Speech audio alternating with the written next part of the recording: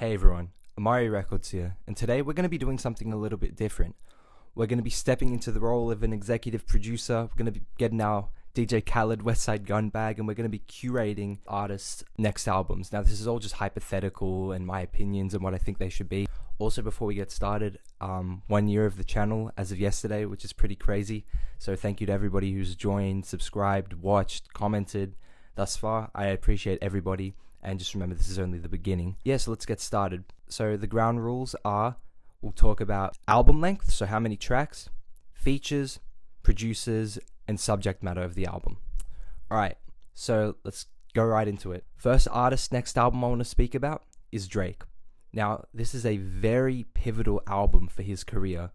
Not that Drake is losing any of the numbers or the dominance that he has, but the market isn't his anymore. As we've seen, Kendrick has been insanely dominant. Travis is insanely dominant as well. Cardi, look at what Cardi's done. Nobody would have predicted Cardi would be able to sell that much first week. And obviously, the elephant in the room, losing the beef to Kendrick, that's tainted his perception, not only in the hip-hop community, but I feel like the larger pop cultural landscape is kind of a laughing stock at the moment. And Drake has something to prove with this next album. Now, obviously, like I said, his numbers aren't really tainted that much. I don't think he has to worry about that. Just look at Nokia, Die Trying, Give Me a Hug. They're doing phenomenally on the charts. So the point he's got to prove isn't really numbers-wise. It's more just to the hip-hop community and proving that he is still an artist that can be taken seriously. Because, Nokia, Give Me a Hug, very light-hearted tracks in the Drake discography. So this next album, he's got to prove something. He's got to prove once again that he is an artist that, can't be fucked with, or that is in a league of his own. So, with that being said, I don't think we should get another buffet-style Drake album where he's pandering to every single side of his fan base. I don't think that's what Drake should be doing. I think he should pick one lane of music and stick to it. We just got the R&B album with Some Sexy Songs for You, which is why I think he should go the If You're Reading This, Nothing Was the Same route and do a full hip-hop album. And if he wants to include some R&B elements, sure, because that is the essence of Drake, the blending of those two genres. But I don't think there should be any R&B-centric tracks fully, maybe a chorus or a bridge that could blend into that world. But I think it would benefit him so much if he goes for a focused, full hip-hop project for the first time in his career. And, I think he's pretty capable of it. We saw Scary Hours 3. That was fantastic. I think that's the direction he should be going in. I don't think it should be a long album. I think maybe 10 to 12 tracks. All killer, no filler is what he should be striving for. Just an undeniably quality project. And as for producers, I'd low-key just keep this one in-house. Boy Wonder, 40, come on. Who gets the best out of Drake like those guys? And maybe a conductor beat or two. Because I think this album should be a lot more personal, a lot more introspective, with Drake reflecting on how losing the beef or just that whole situation in 2024 made him feel. I think he should be talking about some more personal shit. I think maybe a track about what it's like to be a father to Adonis would be good, because we haven't gotten that since March 14th. We've just gotten lines here and there.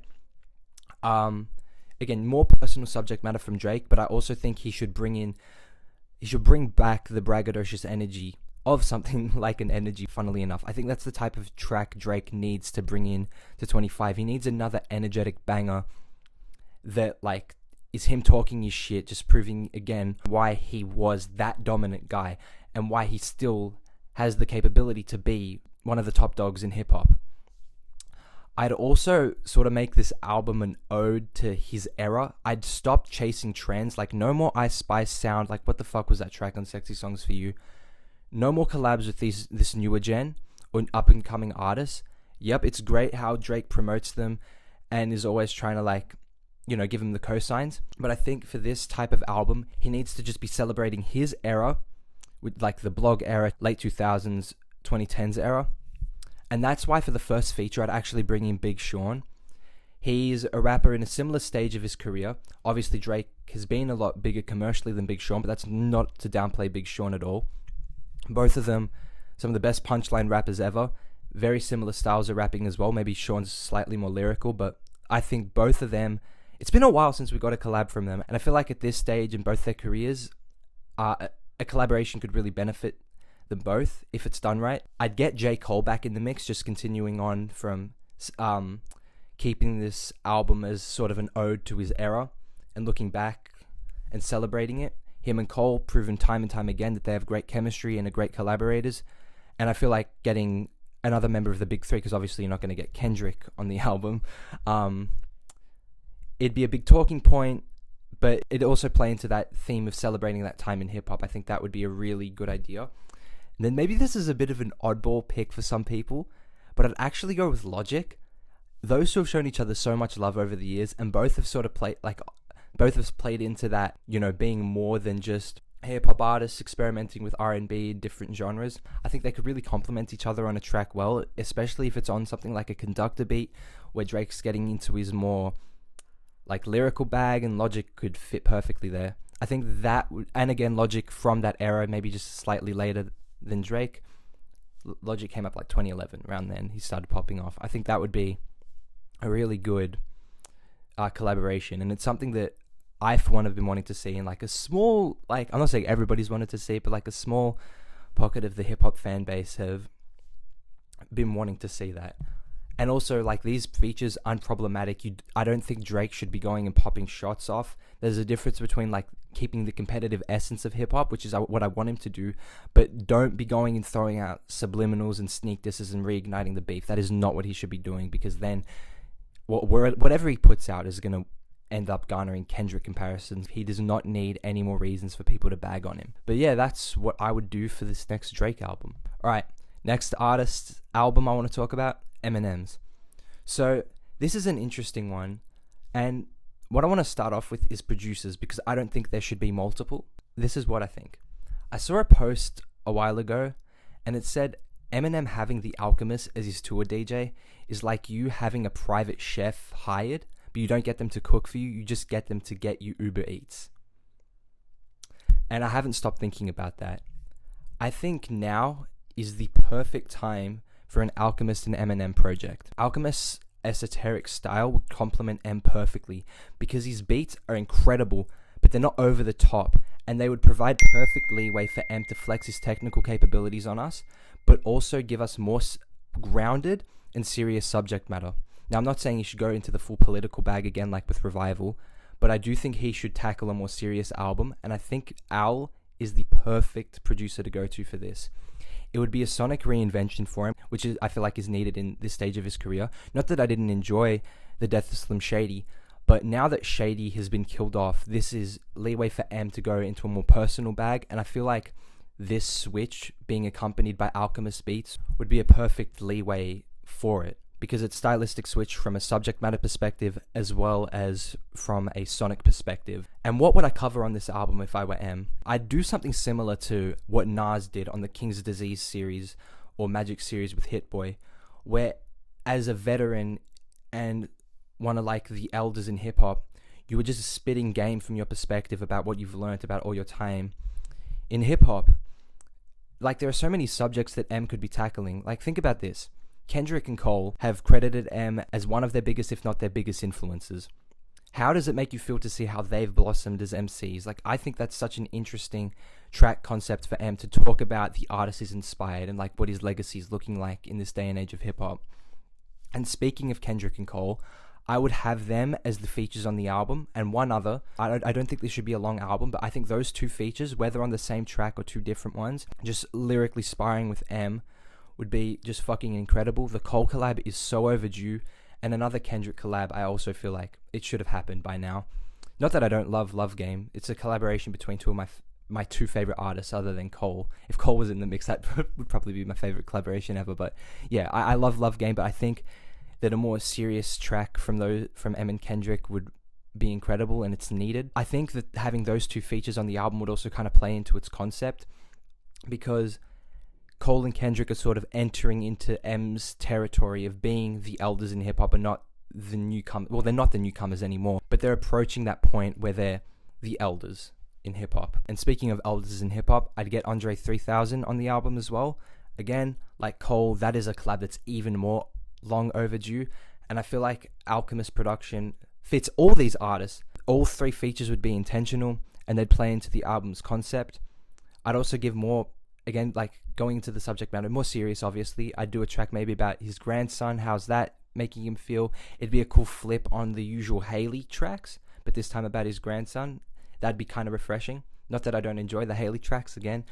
Yeah, and how long would I make this album? I'd actually go with like 7 to 8 tracks. I don't think this should be long at all. I think it should be concise, to the point. I don't want any filler. Maybe maybe a skit or two. So what, 8 to 10? I'd bring Ken Kniff in maybe to add the comedic factor back, but I'd have it primarily as a more grounded album from M, rather than going to the usual Shady antics. And like I was saying before, Shady's been killed off, so he has the ability to do that now.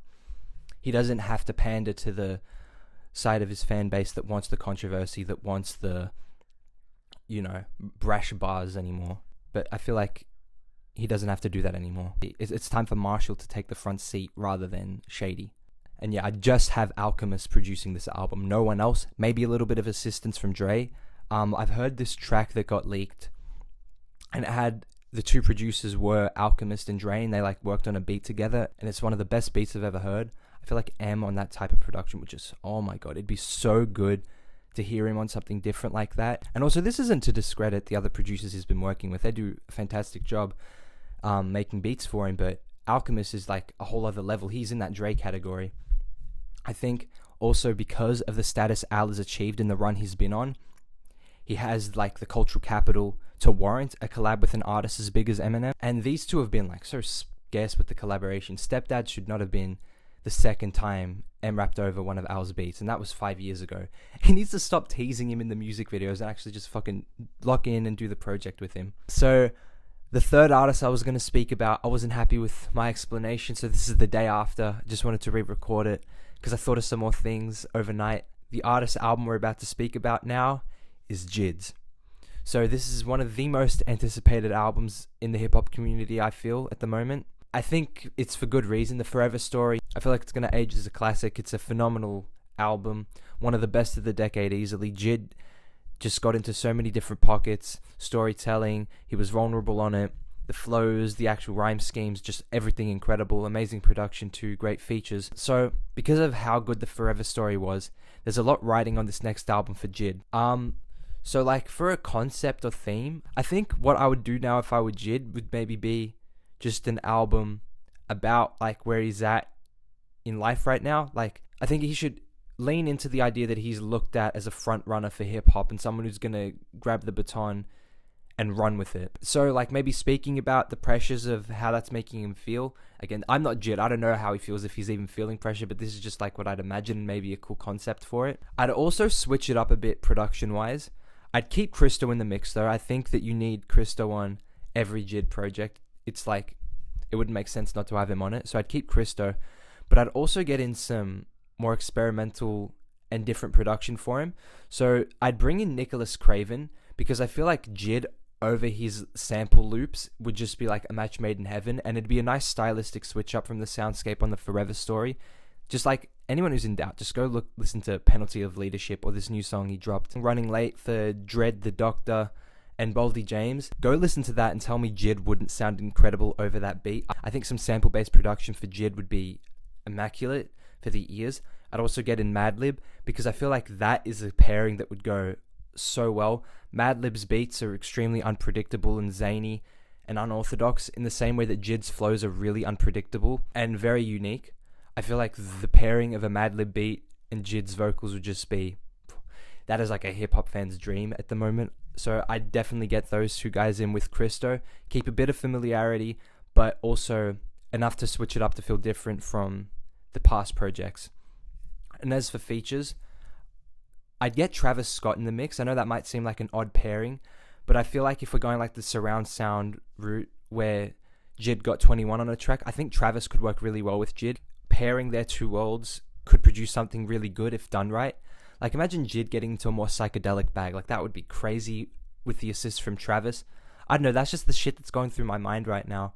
I could really see those two working on a track, or even if you went into like that Days Before Rodeo Alfaro aesthetic that Travis brought back for Utopia, I could definitely hear J.I.D playing into that world. So I think getting a Travis feature would be a huge talking point, but also it could produce something great. I think they would have really good chemistry. Travis is one of those people who has these amazing meditative flows, and I think pairing that with J.I.D's J.I.D can do any flow, so I think they're two of the best in terms of flow in the game right now. I think both of them linking up for a song could produce something really good. I'd get Little Sims on the album as well. I think they're a match made in heaven. Both incredible lyricists, sort of from the same era. They could really bring the best out of each other on a track. I think Cole is a given. Everybody wants to see Cole on the album. I'd get Sampha for a hook. I think that could make for something really special. A J.I.D and Sampha track on a more personal cut. That could really be something. And how long would I make the album? I think 12 to 15 tracks is a good length for him. You don't want too long of an album. He proved he's a great curator and can carry these longer albums. I think 12 to 15 tracks is a good place for the album. Healthy number of tracks. It'll feed the fans after a 3-year wait at this point. I think that's what he's got to do. But yeah, that's about it. What do you guys think of my album concepts? Did I cook? What would you change? Feel free to let me know in the comments. Please like and subscribe if you enjoyed the video, and hit notifications so you don't miss any more. Thank you guys so much for watching. I'll see you in the next one. Bye.